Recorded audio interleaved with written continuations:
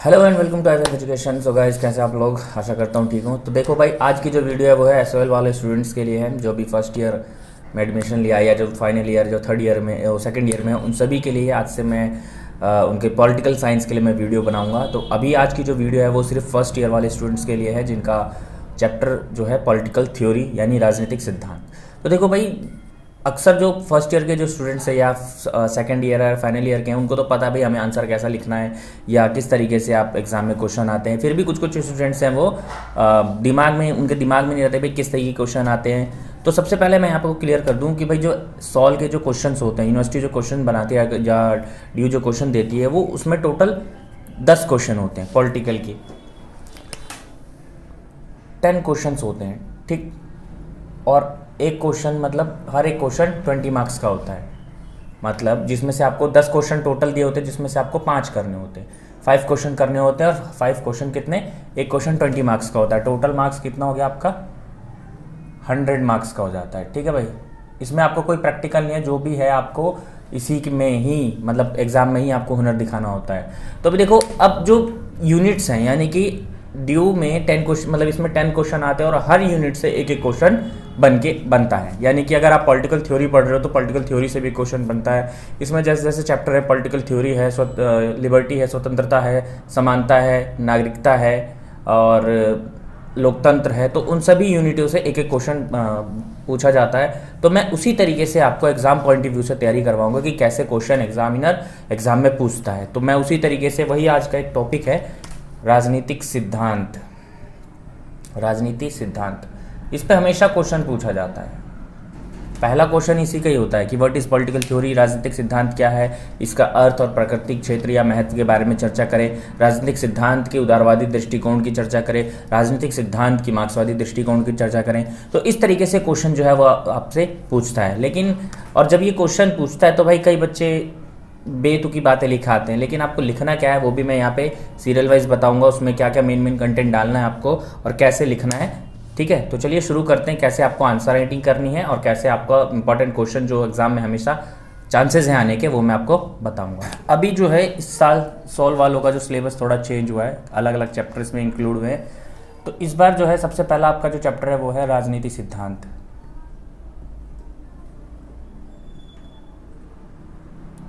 ठीक है। ये चैप्टर है।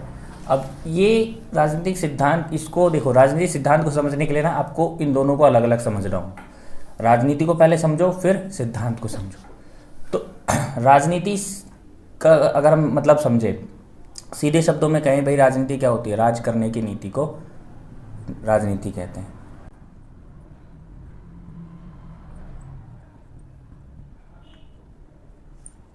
ठीक, अगर हम शब्द के अर्थ पर जाएं, केवल शाब्दिक अर्थ समझें, तो जो भाई राज करने के लिए जो नीतियां बनाई जाए उसको राजनीति कहते हैं, ठीक है। लेकिन इसकी क्या है, कोई सटीक परिभाषा नहीं है राजनीति की। ये समय के हिसाब से या अपने विचार या अपने अध्ययन के हिसाब से हर किसी के लिए अलग अलग मानी जाती है। तो राजनीति जो है वो अंग्रेजी शब्द का पॉलिटिक्स का हिंदी अनुवाद है, ठीक है। राजनीति तो थोड़ा गलत लिखा हुआ है, मात्रा इधर उधर हो गई है। इसको इंग्लिश में हम पॉलिटिक्स बोलते हैं, है ना। तो ये पॉलिटिक्स शब्द का हिंदी अनुवाद है राजनीति। और जो पॉलिटिक्स शब्द निकला है वो ग्रीक भाषा के शब्द से निकला है। ग्रीक भाषा के शब्द से, पोलिश से बन के निकला है। पोलिश, POLIS, पोलिश शब्द से, जिसका मतलब होता है नगर व राज्य, ठीक। राजनीति जो पहले थी आज से करीब प्राचीन यूनान में या यूनान के दौरान, पोलिश जो शब्द था ये मतलब होता था नगर या राज्यों से, ठीक। यानी कि इन नगर या राज्यों में जो शासन चलता था या शासन करने के लिए जो नीतियाँ चलाई जाती थी उसको ही पोलिश यानी पॉलिटिक्स या राजनीति कहा जाता था। तो राजनीति कहाँ चलती है? राजनीति किससे संबंधित होती है? राजनीति संबंध होती है नगर और राज्यों से, ठीक है ना। अगर राजनीति पूछा, मतलब आज तो काफ़ी सारी इसकी परिभाषाएं हो गई हैं राजनीति की। राज करने के लिए की गई नीतियों को राजनीति कहा जाता है। या राजनीति क्या होती है? राजनीति वह नीतियाँ होती है जिससे लोगों के लिए कल्याणकारी नीतियाँ बनाई जा सके, उनकी समस्याओं का समाधान किया जा सके, उसको राजनीति कहते हैं। लेकिन प्राचीन यूनान में या प्राचीन समय में क्या था भाई, जो राजनीति थी वो नगर राज्यों को, यानी कि पोलिश शब्द से बनकर बना है पॉलिटिक्स, और पॉलिटिक्स का हिंदी अनुवाद है राजनीति। तो पोलिश शब्द की अगर बात करें तो इसका मतलब होता था नगर या राज्य। यानी कि यही नगर राज्य क्या थे, पहले राजनीति करते थे, अलग अलग तरीक़ों से लोगों पर नियंत्रण करते थे, जो ये कहते थे वही राज्य के लोग करते थे। लेकिन धीरे धीरे क्या हुआ, इनके बर्ताव में, बिहेवियर में बदलाव आया। जिस तरीके से भाई पहले नगर राज्य थे, फिर राज्य बने, फिर अब नेशंस बन गए। पहले क्या था, एक नगर था, नगर से फिर राज्य बने, राज्य से फिर क्या बने, नेशंस बने, राष्ट्र बने। तो इस तरीके से राजनीति का जो रूप था वो परिवर्तित होता चला गया, यानी ठीक है ना। तो ये था नगर राज्य या राजनीति। अब इसमें देखो आप कई सारे थिंकर्स जैसे प्लेटो, ठीक, अरस्तु, लॉक हो गए, ठीक, रूसो, ऐसे ही कई सारे आप थिंकर्स, प्लेटो से पहले भी थे एक सुकरात, ठीक है भाई। तो सुकरात, प्लेटो, अरस्तु, ये तीन क्या थे, पहले प्राचीन यूनान के क्या है, थिंकर्स थे काफ़ी। इन्होंने मतलब बताया भी एक नगर राज्य या राज्य में किस तरीके की राजनीति होनी चाहिए, एक राज्य का प्रशासन शासन कैसा होना चाहिए, इन तीनों का ही जिक्र इसमें आता है। तो भाई सुकरात जो थे वो प्लेटो के गुरु थे, ठीक है। सुकरात ने नगर राज्य की विशेषता मतलब विचारों में बताया कि भाई एक राज्य को उदार होना चाहिए, लोगों के प्रति हमेशा कार्य करते रहना चाहिए, भोग विलासिता में कम लीन रहना चाहिए। तो इसी तरीके से प्लेटो ने भी इन्हीं से इंस्पायर होकर एक अपनी कृति लिखी, द रिपब्लिकन। इनकी बुक है, बहुत ही फेमस बुक है, द रिपब्लिकन, द गणराज्य, ठीक है ना। और उसके बाद अरस्तु, इन्हें फादर ऑफ पॉलिटिकल साइंस भी बोला जाता है।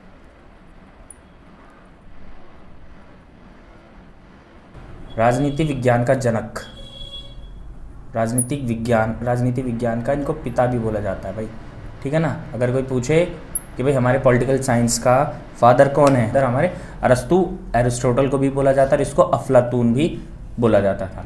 तो राजनीति का मतलब समझ गए भाई, इसको अलग करके। अब देखो सिद्धांत क्या होता है। सिद्धांत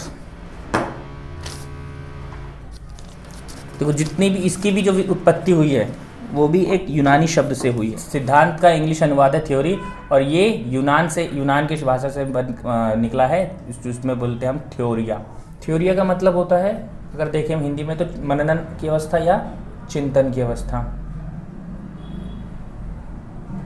किसी विचारों का क्या होना चाहिए, चिंतन मननन, ठीक है। यानी कि राजनीति कैसी होनी चाहिए, राजनीति में कई सारी विचारधाराएं हैं, जैसे उदारवादी, मार्क्सवादी। अब इन विचारों का क्या होता है, मनन अवस्था या क्या कहते हैं, चिंतन होता है कि भाई कोई भी राजनीति में, जैसे अरस्तु ने, प्लेटो ने, इन सब ने भाई राजनीति राज्य को कैसा स्वरूप बताया कि भाई राज्य को एक कल्याणकारी और उदार स्वरूप होना चाहिए, ठीक। तो इसी तरीके से राइटर जो विचारक है उसके नाम के साथ उसने क्या बातें कही हैं वो अगर लिखोगे तो आपका एग्जाम काफ़ी एग्जामिनर मतलब अच्छा इंप्रेशन पड़ता है। तो मैं नाम लिख देता हूँ कौन से राइटर हैं। आर्नोल्ड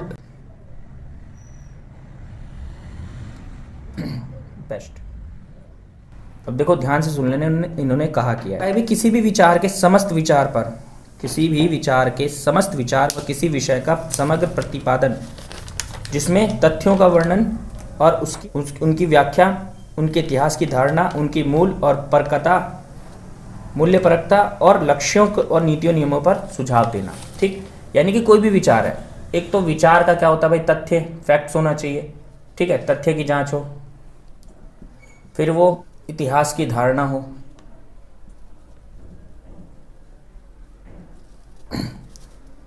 नीति और नियम से संबंधित हो, नीतियों और नियम, उसके मूल्य परखता हो, यानी कि भाई जो वो बातें, जो विचार है वो महत्वपूर्ण है या ऐसी बातें कर रहा है वो, ठीक है ना।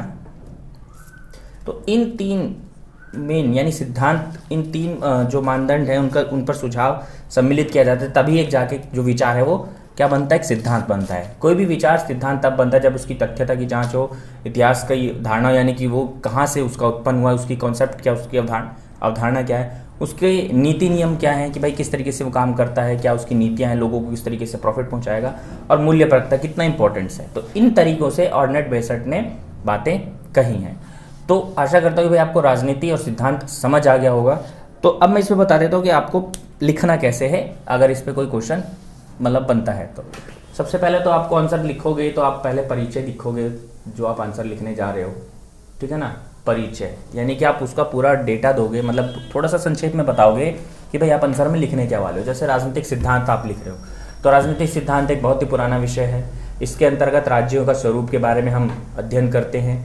राज्य का स्वरूप कैसा होना चाहिए, लोकतांत्रिक, गैर लोकतांत्रिक या किसी भी प्रकार के स्वरूप का हम इसमें चर्चा करते हैं। राज्य के कार्य क्षेत्र क्या होनी चाहिए, राज्य के लिए नीतियाँ निर्माण किस तरह की होनी चाहिए, ये सारी जो भी आप आंसर लिखोगे इसमें आपको परिचय में देना होता है। ठीक, फिर उसकी थोड़ी सी अगर पृष्ठभूमि लिख दोगे कि भाई ये कहाँ से आया, ठीक है ना, पृष्ठभूमि हो जाएगी।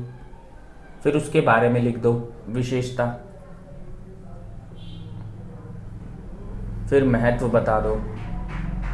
ठीक, महत्व के बाद आपका अगर आलोचना है, आलोचना भी कर दो उसकी कि भाई इसकी कौन बुराई करता है। फिर आप निष्कर्ष लिख दो। ठीक, कि आपने इतना आंसर दिया, आप उसका निष्कर्ष क्या निकलता है। तो इस तरीके से आपको अपना आंसर करना है। तो राजनीति में सिद्धांत में अगर आप ये भी परिचय में लिख दोगे तो काफ़ी बढ़िया है, ठीक है ना, राजनीतिक सिद्धांत के में परिचय के लिए ठीक है। तो चलिए देखो आप आगे बढ़ते हैं, इसकी मैं बताता हूँ इसकी महत्व और विशेषता। तो अब जो है राजनीतिक सिद्धांत, इसकी विशेषता, ठीक है, जब आप एग्ज़ाम में आएगा तो आपको लिखना पड़ेगा भाई राजनीतिक सिद्धांत की विशेषता क्या है। तो भाई देखो राजनीतिक जो सिद्धांत है उसके अंतर्गत क्या करते हैं हम, पढ़ते क्या क्या विशेष बात होती है कि भाई इसमें राजनीतिक संस्थाओं की संरचना, कार्यप्रणाली, अंग और लक्ष्य, इनका हम अध्ययन करते हैं, इनके बारे में जानते हैं। ठीक, राजनीतिक संस्थाएं जैसे कि भाई राज्यों में देखा होगा आपने, राज्य यानी सरकार। ठीक, राज्य मतलब सरकार। यहाँ पे अगर कोई कभी भी वर्ड राज्य आए या कभी भी आप राज्य सुनो तो उसका मतलब होता है सरकार से ही। नगर का मतलब भी सरकार से ही होता है, राज्य का मतलब भी सरकार से ही होता है। ठीक है, तो ये मत समझना कि भाई एक राज्य की बात हो रही है, एक पूरे सरकार की बात हो यहाँ पे। तो अक्सर यहाँ पे जो राजनीतिक सिद्धांत में है सरकार की जगह राज्य, राज्य या पर्यवेक्षी के रूप में इस्तेमाल किया जाता है। तो राजनीतिक संस्थाओं की संरचना, ठीक, यानी कि सरकार का या राज्य का स्वरूप कैसे होगा, कौन कौन सी संस्थाएं होंगी। जैसे आप देखते हो वर्तमान समय में हमारे पास 3 अंग होते हैं राज्यों के, जैसे कार्यपालिका होता है, न्यायपालिका होता है और विधानपालिका होता है। ठीक, तीनों क्या है, ये तीनों राजनीतिक संस्थाएं हैं। राजनीति संस्था जो काम करती हैं, ठीक है ना, जो हमारे जो राजनीति जो क्या कहती है लोगों के कल्याण के लिए शासन चलाने का काम करती हैं। अब अंग भी एक तरीके, अब कार्यप्रणाली यानी कि अब कार्यपालिका क्या करती है, कार्यपालिका कानूनों को लागू करती है, विधानपालिका कानून बनाती है और न्यायपालिका उनकी व्याख्या करती है। तो कार्यप्रणाली तीनों की अलग अलग है, हमारी जो राजनीतिक संस्थाएं हैं उन सभी की कार्यप्रणाली अलग अलग है, डिफरेंट है। ठीक है, अब ये अंग है, अंग बता ही दिए भाई, कार्यपालिका एक अंग है, सरकार के 3 अंग है हमारे उसमें, जिसमें अब इनका लक्ष्य क्या है। लक्ष्य यही है कि भाई शासन जो है वो काफ़ी सुगम तौर पे चलना चाहिए, यानी कि ऐसी शासन व्यवस्था जिसमें सभी नागरिकों को समान अधिकार हो, समान अवसर मिले, ठीक है ना, किसी को भी कोई प्रकार की किसी प्रकार की कोई समस्या ना हो और जो भी समस्या उनका समाधान विशेष रूप से किया जा सके। तो ये हमारी मतलब राजनीतिक सिद्धांत का एक जो पढ़ने की जो अध्ययन करने की जो विषय है या अध्ययन करने की जो विशेषता है, ये हमारी खास बात है। अब देखो राजनीतिक सिद्धांत के अंतर्गत हम कानून बनाने और मनवाने की शक्ति भी देखते हैं कि भाई कानून कौन बनाएगा, हमने शक्ति किसको दी है, तो हमने सरकार को शक्ति दी है कि कानून बनाए और सरकार ही उसको लागू करवाने के पास उसको शक्ति है कि भाई हर क्षेत्र में, हर राज्यों में जो भी सरकार है उसको लागू करवाए कानूनों को। ठीक है ना, जैसे भी मोदी सरकार कोई भी कानून बनाती है, वर्तमान समय में आज की सरकार कोई भी कानून बनाती है तो उसके पास पावर है कानून बनाने की। संसद हमारे पास है, संसद कानून बनाती है और कानून बनाने के बाद राष्ट्रपति की मोहर लगती है, तो वो क्या होता है पूरे देश में मान्य होता है। तो इस तरीके से कानून बनाने और मनवाने की शक्ति होती है। तो ये सारी व्यवस्थाएं इसी से संबंधित होती है, राजनीतिक सिद्धांत से।